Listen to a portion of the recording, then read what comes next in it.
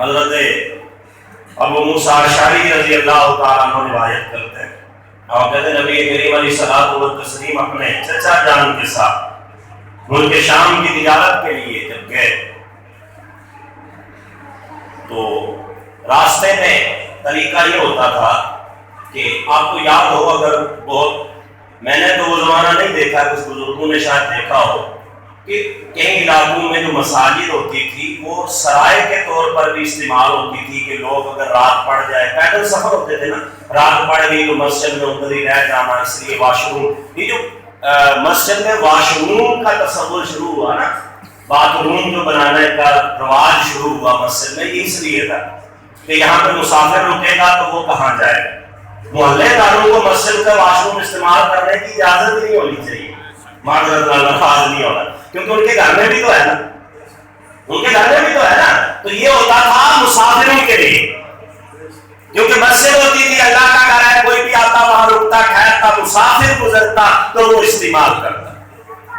اب وہاں پہ اس دور میں جو ہے وہ گرجے ہوتے تھے، اعلان نبوت کے قریب کا عرصہ ہے، ابھی اسلام میں پہلا مساجد نہیں بنی، تو گرجوں کے لیے بھی یہی ہوتا تھا کہ گرجے بنے ہوتے تھے اور معبد بنے ہوتے تھے، وہاں بڑے بڑے راہب بیٹھے ہوتے تھے، لوگ سفر کے لیے جاتے، اور نبی کریم علیہ السلام کے چچا جان کی یہ عادت ہوتی تھی کہ جب بھی وہ سفر کے لیے جاتے تو وہ اللہ والوں سے ضرور ملا کرتے تھے۔ آپ ان کا سفر تجارت شام اور یمن کا پڑھے تو کبھی کسی راہب سے مل رہے، کبھی کسی راہب سے مل رہے، اپنا اپنا مزاج ہوتا ہے۔ اب وہ قافلہ جو ہے نبی اکرم صلی اللہ علیہ وسلم ساتھ ہے، قافلہ حضرت ابو طالب ساتھ ہے، آپ کے چچا جان ساتھ ہے، یہ لوگ سارے کے سارے وہاں پہ آ کے رکے تو قریب جو تھا راہب، ایک معبد تھا، اس سے ایک راہب نکلا اور آ کر نا قافلے کے اندر چکر لگانا شروع ہو گیا۔ لوگ کہتے ہیں کبھی وہ باہر نہیں آیا تھا، کبھی ملتا نہیں تھا کسی سے، وہ بس مجذوب ٹائپ ادھر ہی رہتا تھا۔ واقعی ایسے ایسے اندر ڈھونڈنے لگا، لوگوں نے سمجھا کہ شاید کسی کو تلاش کر رہا ہے، تو ہاں وہ تلاش کر رہا تھا، وہ قافلے کے اندر چکر لگاتے لگاتے جب مدنی آقا کریم علیہ السلام کے پاس پہنچا نا تو ان کے ہاتھ پکڑ کے چوم کے آنکھوں کو لگائے اور کہنے لگا لوگوں ادھر آؤ، یہ ہے جو سارے جہانوں کا سردار ہے، یہ ہے جو کائنات کی تقدیر بدلنے آیا ہے۔ سارے جن کے ساتھ نبی آ رہے تھے وہ سارے حیران تھے، اور یہ راہب جو نہ بولتا ہے نہ کسی سے نہ بات کرتا ہے، ہاتھ پکڑا اور شور مچا دیا۔ لوگوں نے کہا بابا یہ کیا بات کر رہے ہو، تمہیں کیا خبر، تمہیں کیا پتا؟ اس نے کہا جو میں نے دیکھا تم نہیں دیکھ سکتے، ہر کوئی ہر کچھ نہیں دیکھ سکتا، اس لیے ضد نہ کیا کرے کہ ہے تو دکھاؤ، کیونکہ ہر کوئی ہر کچھ نہیں دیکھ سکتا۔ نظر سب کی ٹھیک ہے، لیکن دکھانے والے کی مرضی ہے کہ جس کو دکھائے جس کو نہ دکھائے، اس لیے ضد کی بات نہیں ہے۔ میرے علی شاہ ورگا دیکھ کے لکھتا سی، اعلیٰ حضرت جیسا دیکھ کے لکھا کرتا تھا، تو یہ ان کی مرضی ہے، جسے دکھائے جسے نہ دکھائے، ضد نہیں ہے، دکھتا ہے، نظر آتا ہے۔ کہنے لگا جو میں نے دیکھا تم نے نہیں دیکھا، انہوں نے کہا بابا جی آپ نے کیا دیکھا؟ کہنے لگے جب تم اس گھاٹی سے اتر رہے تھے نا، جب تم اس گھاٹی سے اتر رہے تھے تو میں نے دیکھا اس گھاٹی کے جتنے بھی درخت تھے اور جتنے بھی پتھر تھے سارے کے سارے سجدے میں گر گئے تھے اور سلام پڑھ رہے تھے۔ میں نے دیکھا وہ سارے کے سارے سجدے میں گر گئے تھے، اور سجدہ جو ہوتا ہے نا، کہا یہ چیزیں سجدہ جو ہے نا وہ نبی کو ہی کرتی ہیں، یہ چیزیں نبی کو ہی سجدہ کرتی ہیں۔ سب لوگ بھی جانتے تھے، ظاہر ہے آمینہ کے لحاظ تو صادق و امین اور یہ القاب سب جانتے تھے۔ اس نے کہا ایسا کرو آج شام کا کھانا میری طرف سے ہوگا، سارے وہاں آ جانا۔ کہ ٹھیک ہے جی آ جائیں گے۔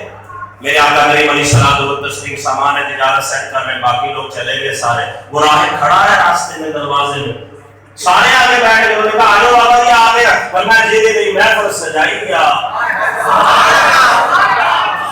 جیدے صدقے قانون لبنا ہے آ کے بیٹھ گئے، جیدے صدقے قانون لبنا ہے اور وہ کہیں لو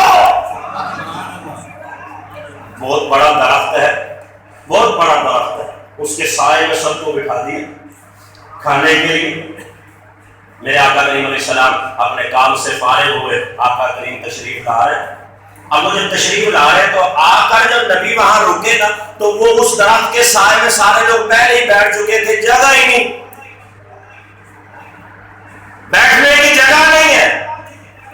درختوں کے سائے میں بیٹھا جاتا تھا نا, صحراؤں میں جگہ نہیں ہے.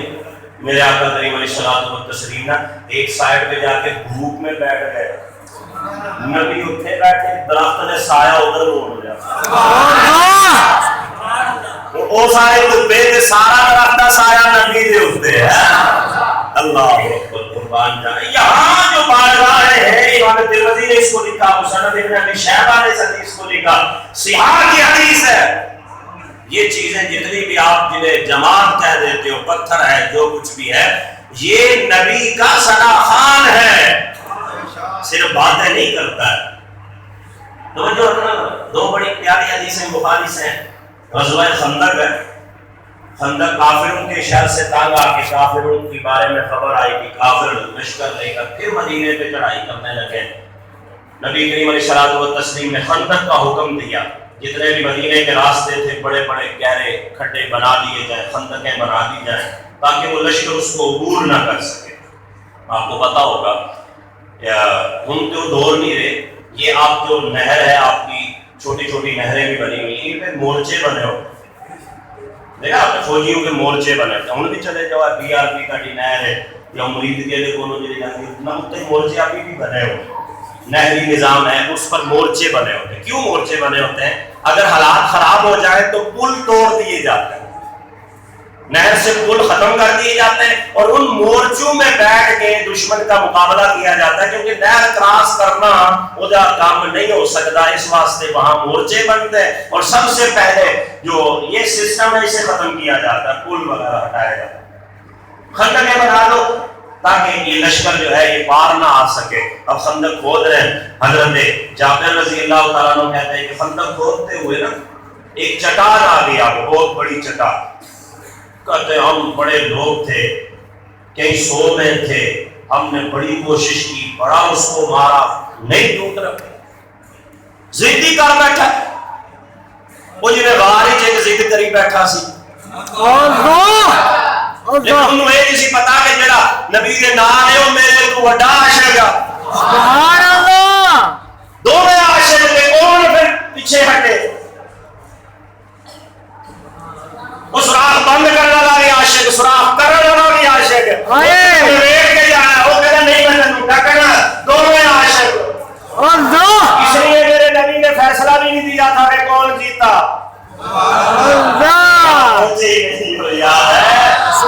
نبی نے نہیں کہا تھا کہ سانپ تو نے بڑا غلط کیا, نبی نے سانپ کو سزا نہیں دی تھی. 70 سوراخ کیے تھے اس نے, کئی 100 سال سے بیٹھا تھا, 70 سوراخ کر دیے اس نے کہ محبوب ادھروں نہ نظر آوے, چلو ادھروں ہی آ جاتے, ادھروں نہ آوے, چلو ادھروں آ جائے. کی پتا مصطفیٰ نے رخ کدھر کر کے بیٹھا, میں چارے پاسے سوراخ ہی سوراخ. یہ پہاڑ ہی سوراخ کر بیٹھا سب. جب تو عشق کرے گا نا تو تجھے خود سمجھ میں آئے گی کہ سانپ پتھر میں سوراخ نہیں کر سکتا میرے بھائی, وہ کوئی ورما نہیں ہوں. سانپ پتھر میں سوراخ نہیں کرتا. بیان تو کر جاتے ہو کہ سانپ نے اتنے سوراخ کیے, بھی دسو کیے. عقل نہیں آتا, یہ ہوئی نہیں عشق.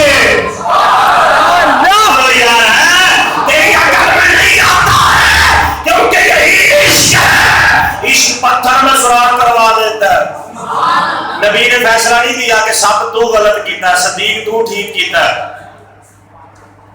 نہیں نہیں, عاشق ہے نا, عشق یہی ہوتا ہے میرے بھائی, عشق میں یہی چلتا ہے. تو وہ آڑی گیا کہ میں نہیں ٹوٹا, اتنی بڑی چٹان ہے, سارے صحابہ زور لگا چکے ہیں, وہ آ گیا میں نہیں ٹوٹا. ان صحابہ کی کر رہے بخاری کے الفاظ, صحابہ نبی کی بات ہے, حضور اے جناب یہ اکڑ گیا, یہ نیچے ٹوٹن گیا ہے. صحابہ ہے اتنی بڑے بڑے قد و قامت والے, بڑے بڑے جو ہے وہ طاقت و قوت والے صحابہ ہیں. حضور اے اڑ گیا جی یہ ٹوٹ رہا. نبی کریم علیہ السلام نے فرمایا مینوں پڑھاؤ ذرا ہتھیار. رسول اللہ صلی اللہ علیہ وسلم نبی کریم علیہ السلام نے وہ کدال پکڑا, وہ بڑا ہتھوڑا پکڑا نبی نے. پھر گریا کی فعال نصیب راہیل, بخاری کے الفاظ نبی نے وہ پکڑا تے زور نہیں لایا,